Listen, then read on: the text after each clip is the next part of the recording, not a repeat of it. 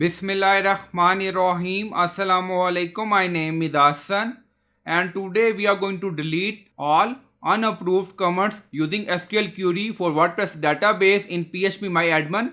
Before starting work, it's my request, please subscribe my channel. Thank you. Now back to our work. So we are in phpMyAdmin and we are going to delete all unapproved comments by using SQL Query.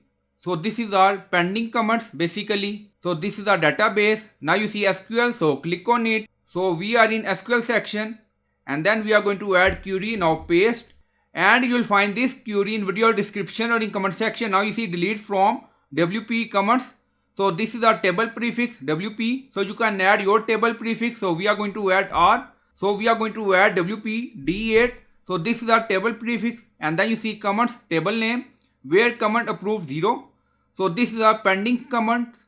So that's why we added 0 and then click on go and then you see 3 rows deleted in comments table. So we deleted all unapproved comments by using SQL Query for WordPress database. So I hope you like this video. Please like, comment, share, subscribe. Thank you for watching.